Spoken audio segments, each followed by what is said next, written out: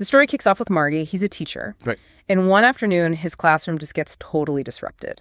Sirens, chaos outside. Yeah, the kids are all buzzing, telling him there's been another huge earthquake in California. Right. Like a massive chunk of the state just gone, fell into the ocean. So he tries to check the news online, right? Standard reaction. But nothing. Internet's completely dead. And it's not just like a temporary outage. No, this feels different, bigger. Definitely. And this connectivity breakdown, it just snowballs. First, the internet. Then the traffic lights go haywire, total mess in the streets. Reports start flooding in from everywhere. Coastal towns just swallowed by the ocean. Volcanoes erupting, massive wildfires burning out of control. Tsunamis hitting coastlines. Even reports of riots breaking out in China.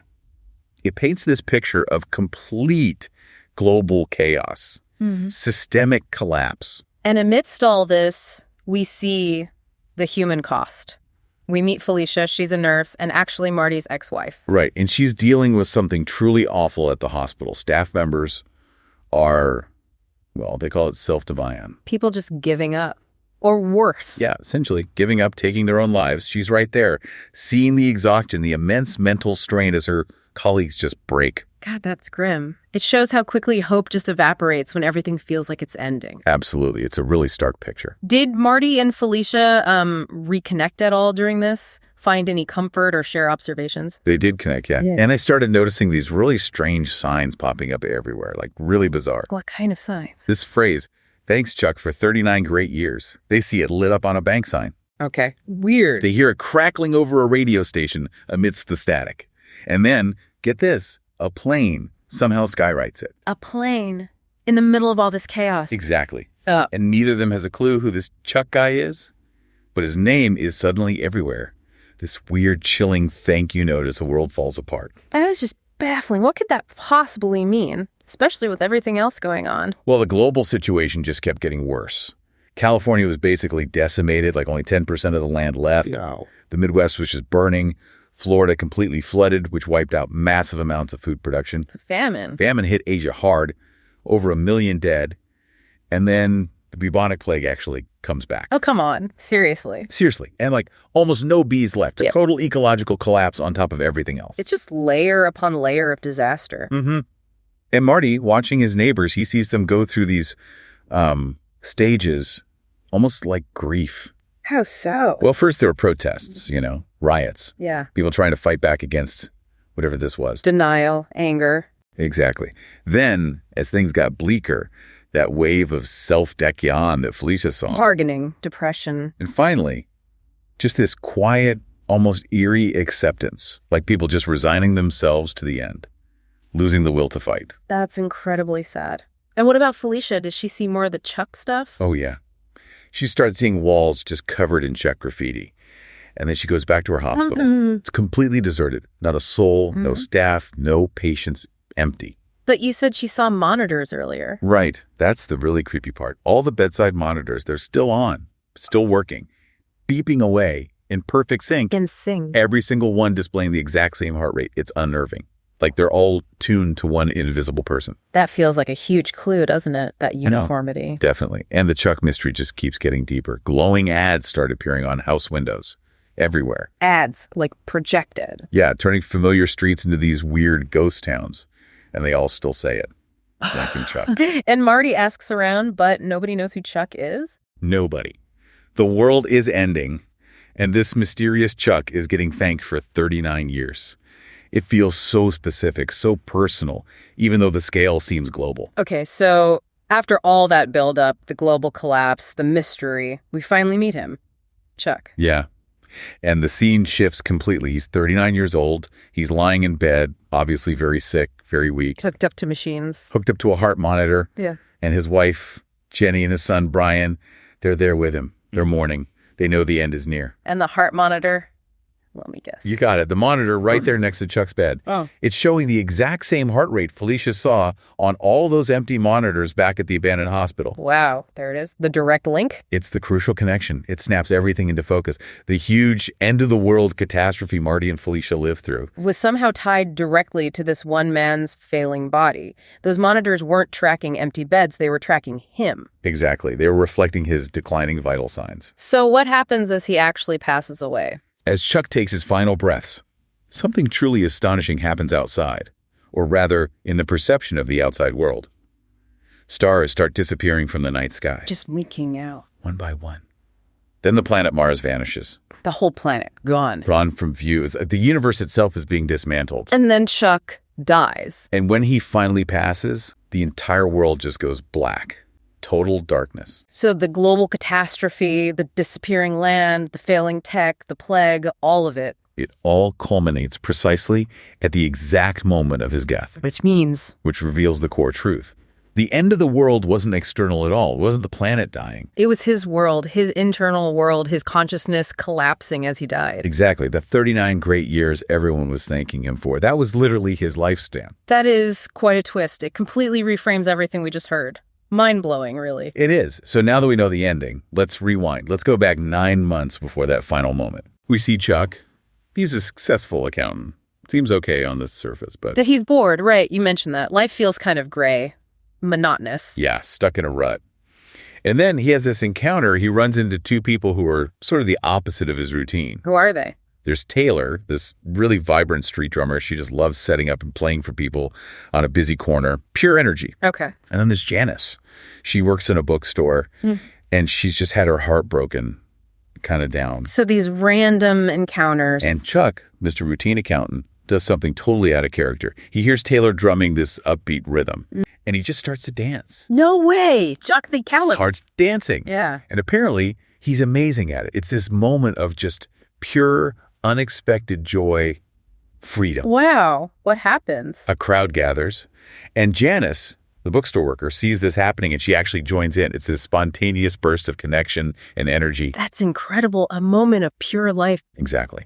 And Chuck feels this little twinge of pain while he's dancing, but he just brushes it off, caught up in the moment. Uh-oh. Foreshadowing. Maybe. But later, when he's sick and looking back, he thinks about that dance.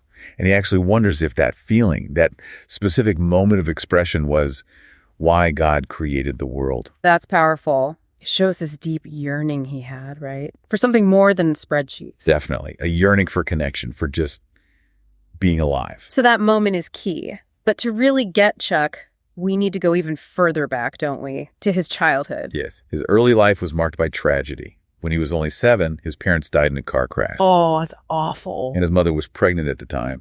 Just devastating. So he goes to live with his grandparents. Albie and Sarah. Right. Albie was also an accountant, but he's an alcoholic.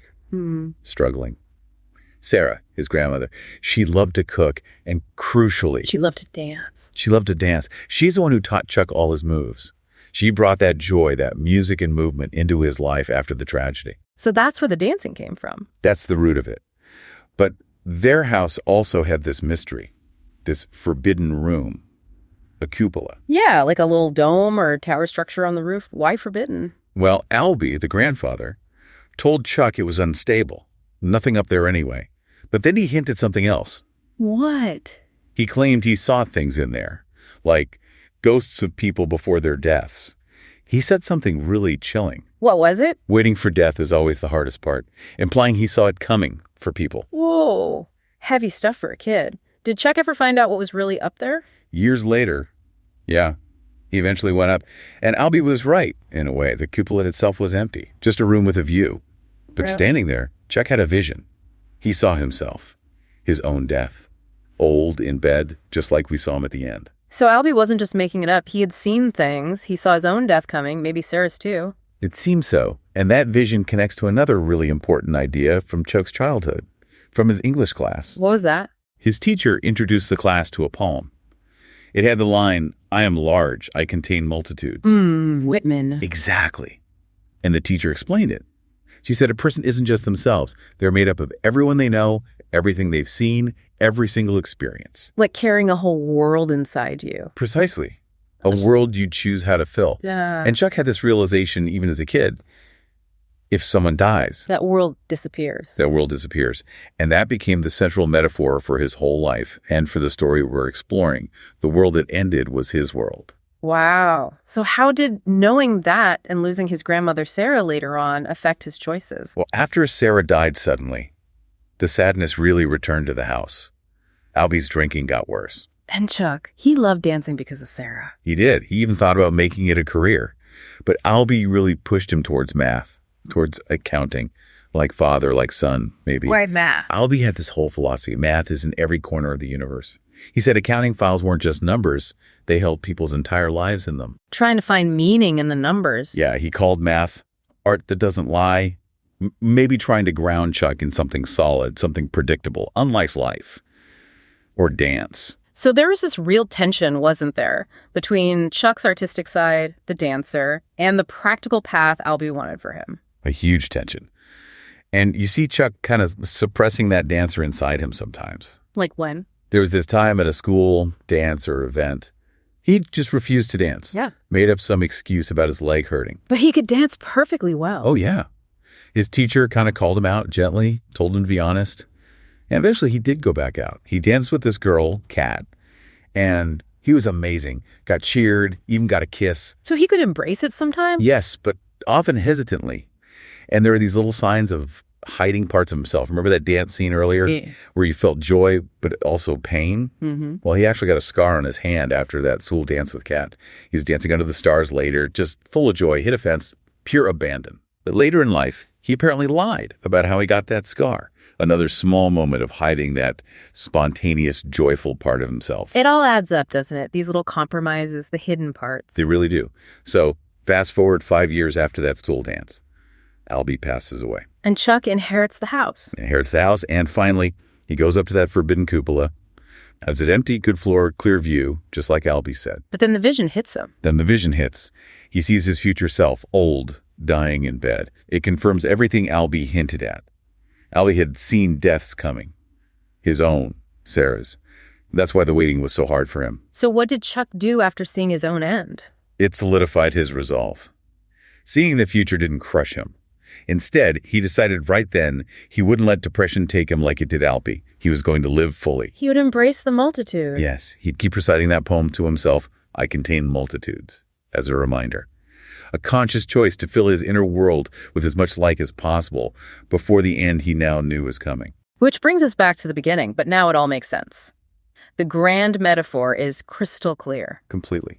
That whole global collapse, the land disappearing, the tech failing, society drinking down that wasn't literal. It was the internal landscape of Chuck's mind, his personal universe dissolving as his body failed. Mm-hmm. And those Chuck ads everywhere, the thank yous for 39 years. Those were the final echoes of his life, his existence reverberating in his fading consciousness. Exactly. The monitors in the empty hospital all showing his heartbeat. The stars winking out one by one. These were all symbolic internal manifestations of his personal world shutting down, his life force fading. His life, with all its joy, the dancing, the tragedy, the accounting, the love, the hidden parts that created the unique multitudes inside him. That intricate, complex world of his consciousness.